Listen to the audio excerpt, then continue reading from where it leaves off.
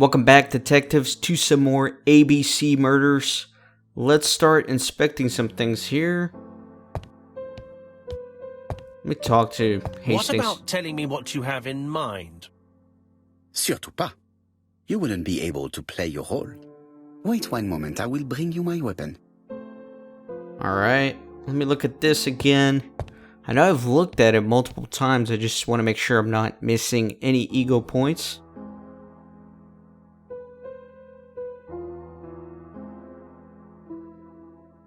Churston, Devon, population... Oh, we already read this last time. I'm not going to let him speak for 5 minutes.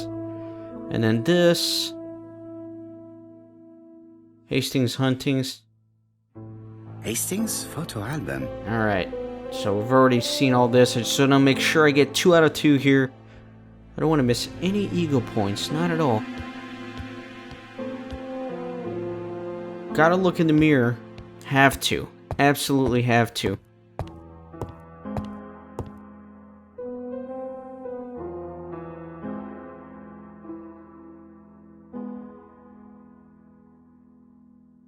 Alright, anything else here?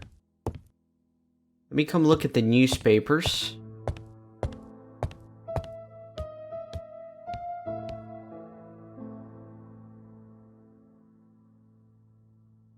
The Lancet, September 11th, 1935. General Medical Journal.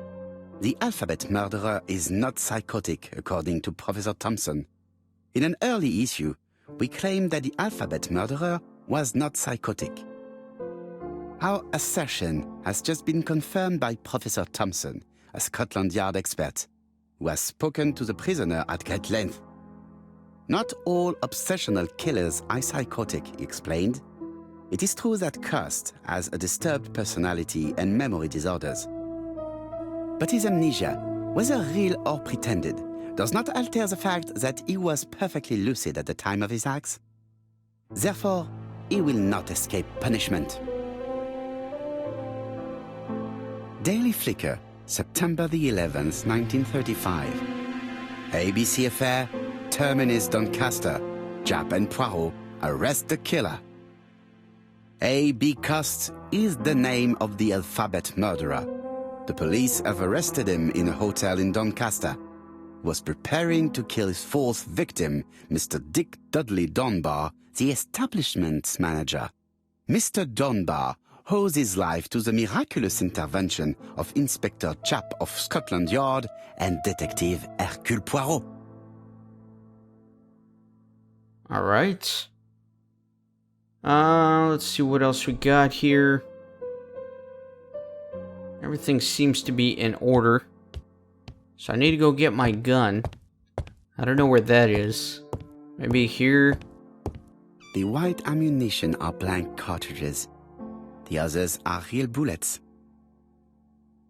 Blank cartridges or real bullets? The revolver is loaded with real bullets. I still have time to choose blanks.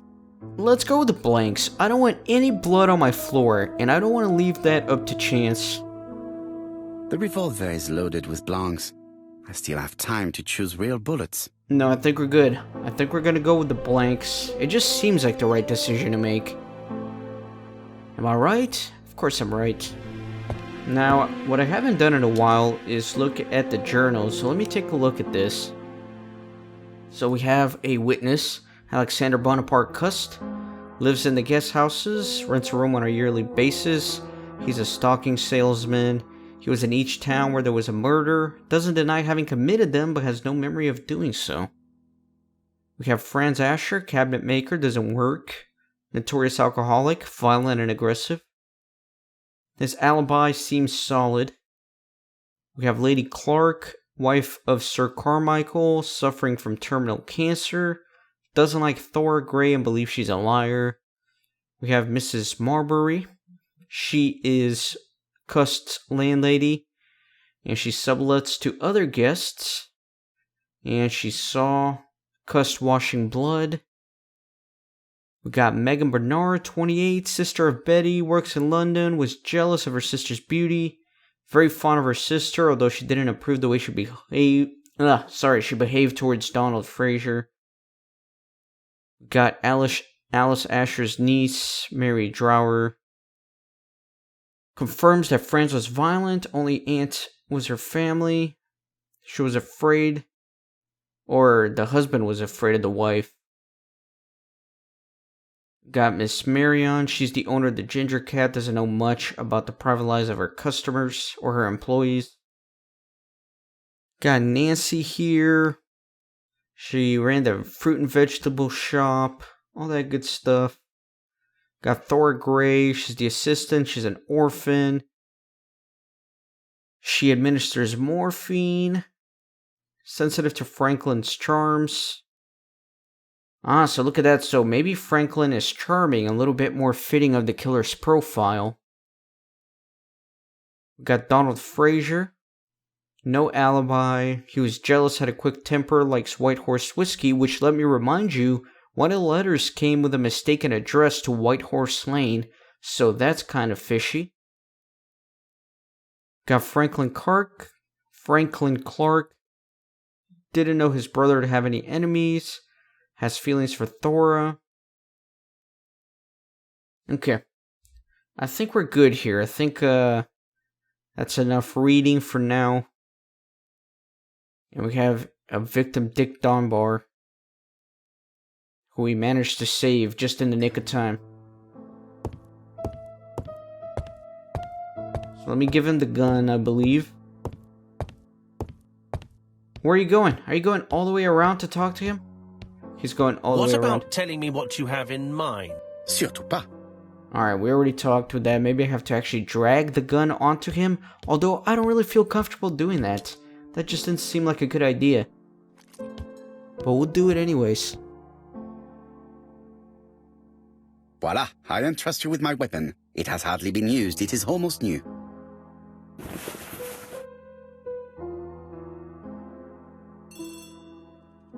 Okay, phone is ringing. Let's go see what's going on.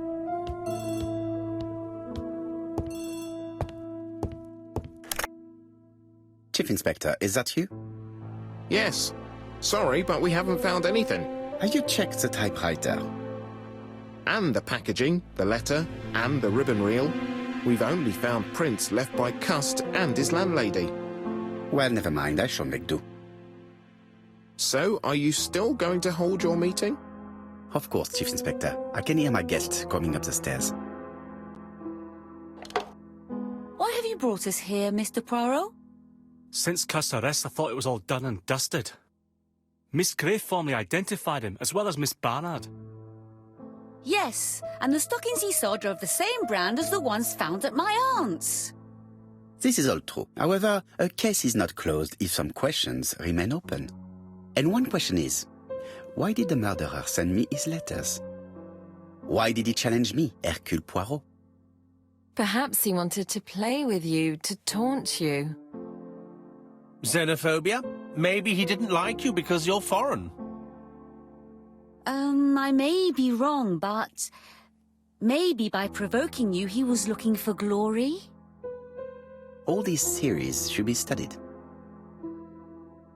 Let us now try and get our brain cells to work. Alright, let's connect more dots here. Why did the murderer make a mistake in the address? Let me see what some of my options are here. The letter's late arrival saved the murderer. Poirot's address not very well known. An error in the address caused the letter to be delivered late. Xenophobia. Always warned Poirot about the murders. He did do that, but at the same time, error in the address caused it to be delivered late, and it saved the murderer. So that makes sense. The mistake is intentional, which means that perhaps the murderer didn't really care about the first two victims and only cared about the third one. So that kind of narrows things down. Who has an interest from having the third victim die? I don't know. So let's see. Why did the killer send his letters to Hercule Poirot? His address is not very well known. Yeah, I guess that's true. Challenge Poirot. He doesn't have an inferiority complex. It doesn't match the profile. And he's very meticulous and calculating, so this seems foolish. And xenophobia doesn't really make sense.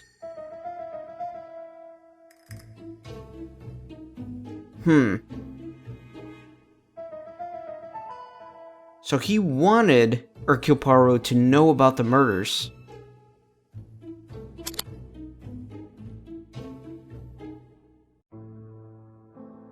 Is everything clear now? You might like to explain your reasoning again. Of course. First of all, remember that the murderer made it a rule to always post his letter before the murder. He never digressed from that rule.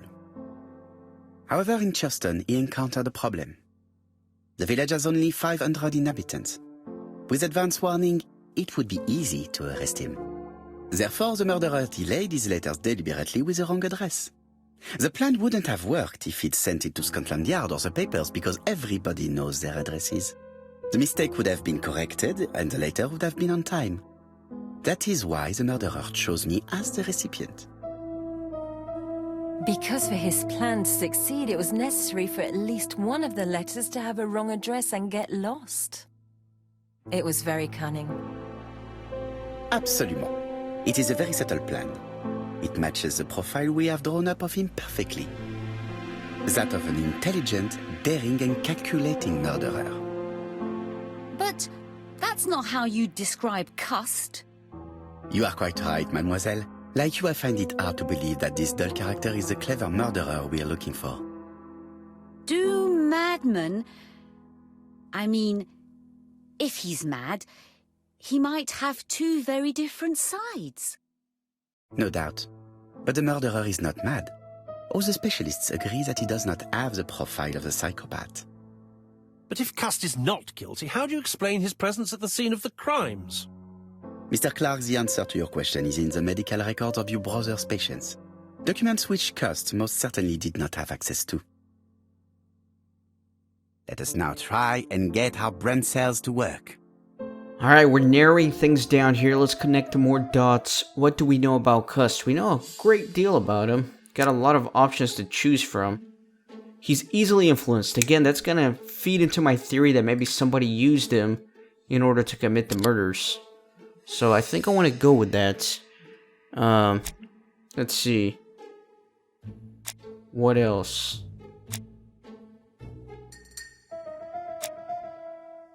Door-to-door salesman. No, Cust was in the war. Okay, that kind of makes sense because he has some amnesia after his head injury in the war. So he's a very easy person to manipulate and get him to do what you want. No, that wasn't it. Let's see. Aren't these saying the same thing? Cust was in the war has never been quite the same in the head since, and Cust was wounded during the war. To me, that's kind of saying the same thing. Cust is mentally fragile and easy to manipulate. That's basically what I was trying to communicate. How do we explain Cust's presence at the crime scenes? So he was a door-to-door salesman, right?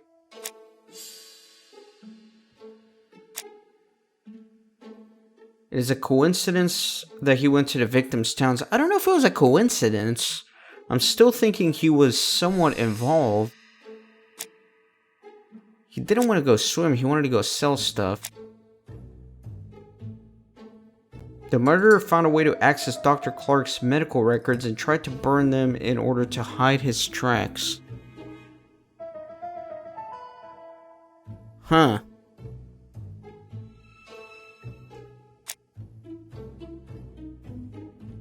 Let's go with this, because that does explain why he was at the crime scenes, and then let me see what else.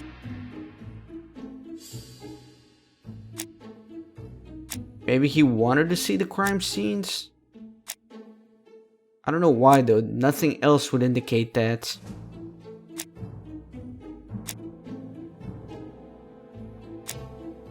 The murderer found a way to access Dr. Clark's medical records and tried to burn them in order to hide his tracks. I don't know. None of these really make sense. Let me try this. Yeah, I mean, that doesn't make sense. How do we explain his presence in the crime scenes?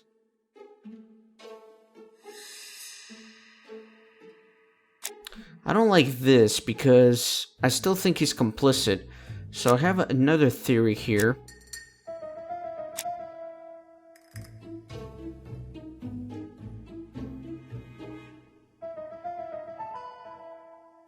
I don't know. Hold on. I gotta think about this. I gotta think about this.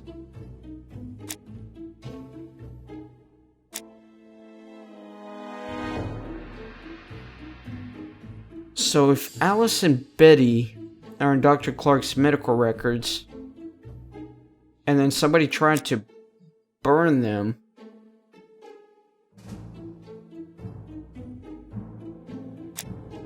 I mean, those two are related, so at this point I don't necessarily know how to answer this question, but if I can pick two options that are somewhat related, that might be a good thing. So let's go with the medical records.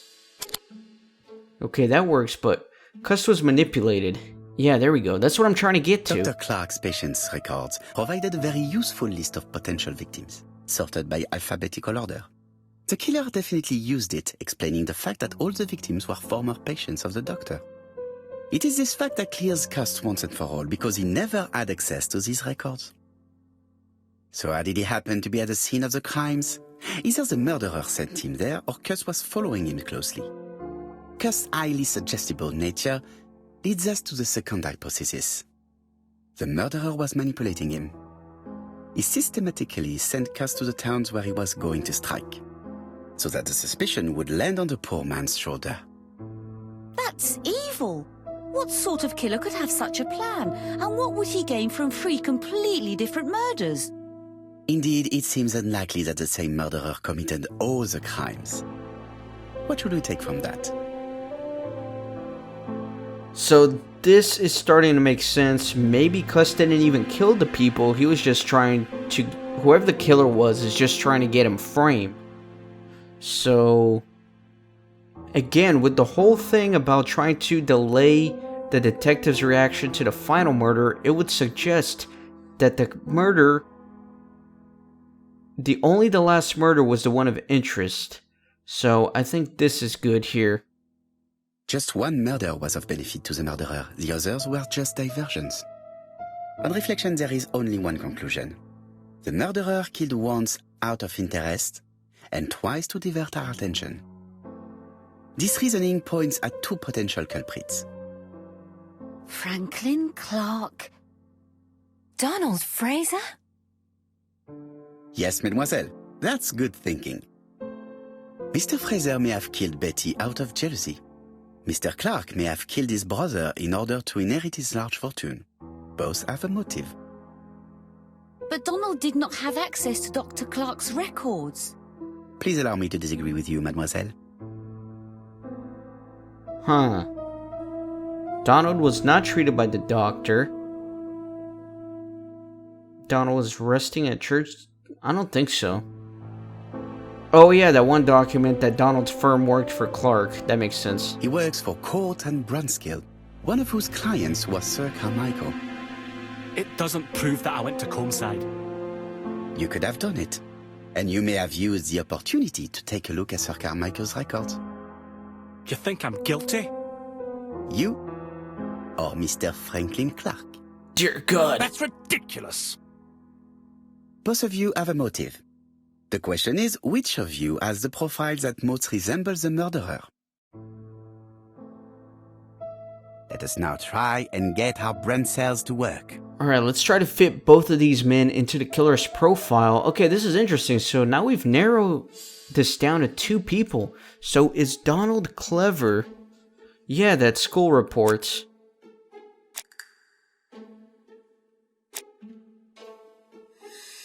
I don't know what to do. He was a bright man with a promising career. Well, that's a very subjective opinion because she's in love with him, so I don't know if that's necessarily a good thing. That doesn't prove much. I don't know, none of these really seem to... I don't know. It was an awful scene, she told him. Donald turned out to be quite pale, started shaking one day.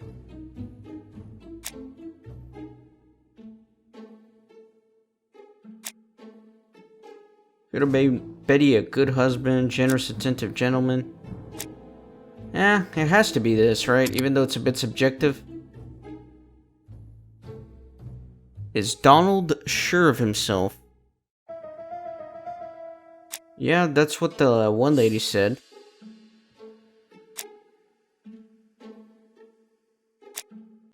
Let me see, where is it?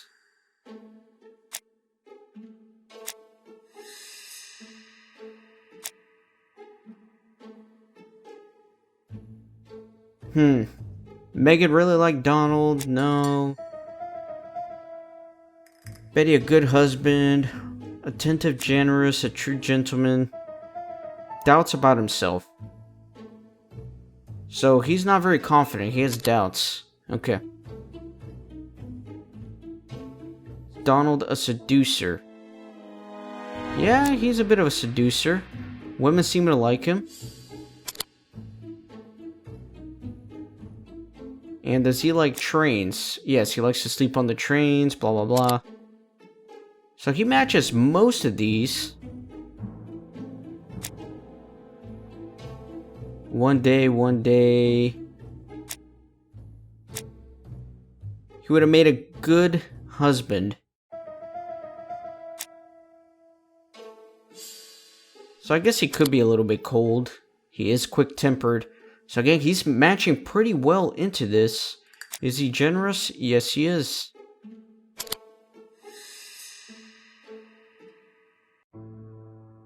Ladies and gentlemen, Donald may share many character traits with the murderer, but he does not have his cold indifference. He has a temper. It is hard to imagine him planning anything. Also, jealousy is his motive, and crimes of passion are rarely planned.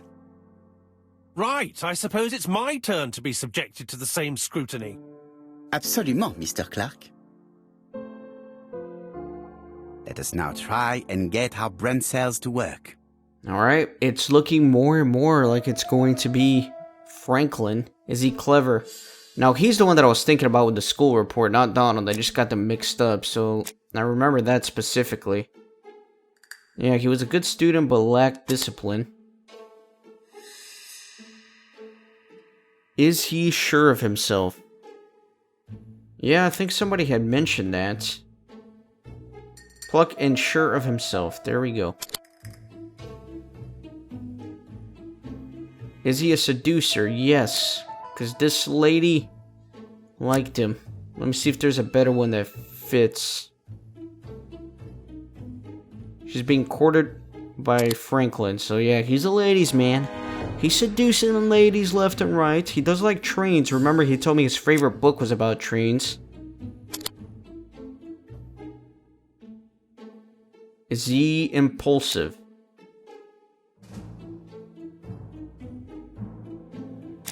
Let's see. Successful year, blah blah blah. Thanks for defending my interests. This could have gone pretty bad if you weren't a real cool-blooded guy. I envy you for that, so he's pretty cold.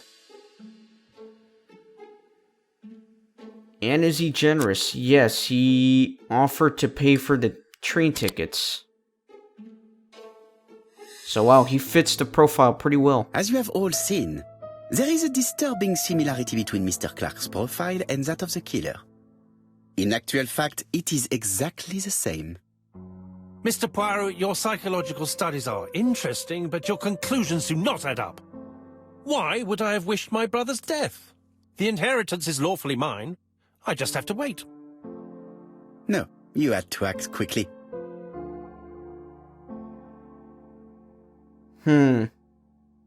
No, he's definitely not impatient. He's very meticulous and intelligent and patient, so Thor must have bothered him.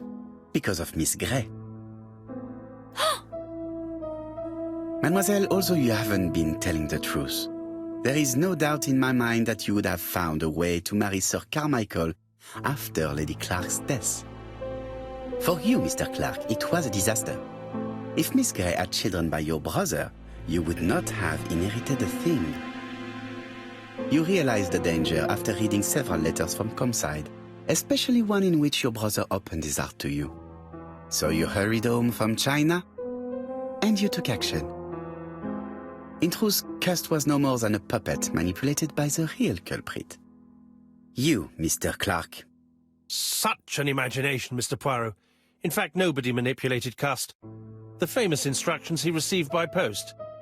He wrote them on the typewriter. We know that for sure. Oh no. You know perfectly well. That is not true. Eh bien voilà. Light has now been shed on the ABC murders. Your theories are ingenious, but you haven't any proof. One point to him.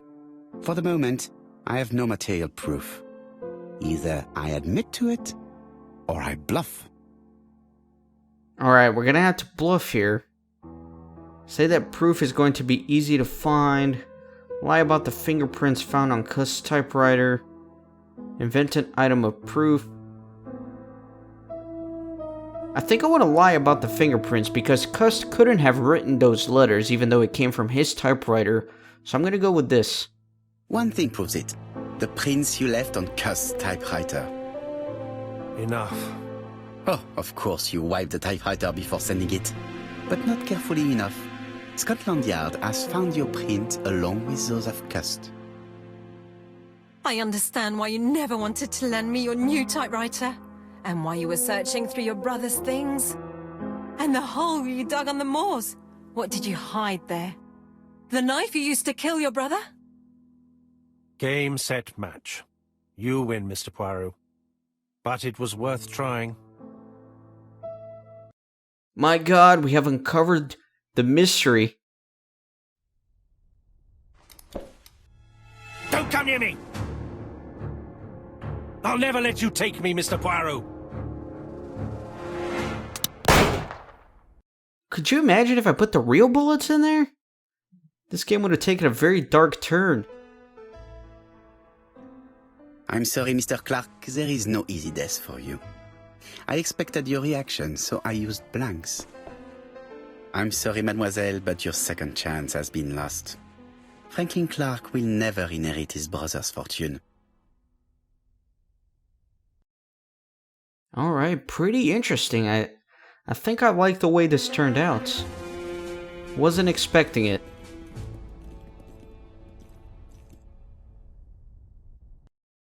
I wonder what would have happened though if I had chosen the real bullets. That's the real mystery.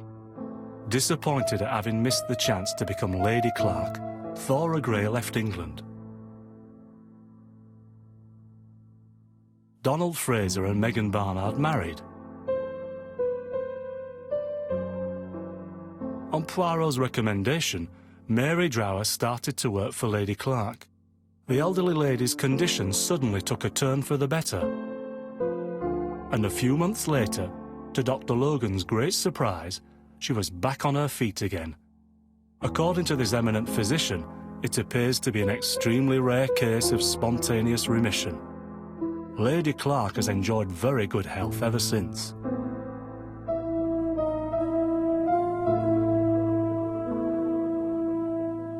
Journal of an Innocent, the incredible story of ABC. As for A.B. Cust, after being advised by Poirot, he made a great deal of money by selling his story to the press. And as for me, and with business booming, the Black Swan has become the #1 tourist attraction in the whole of Yorkshire, even more popular than York Minster.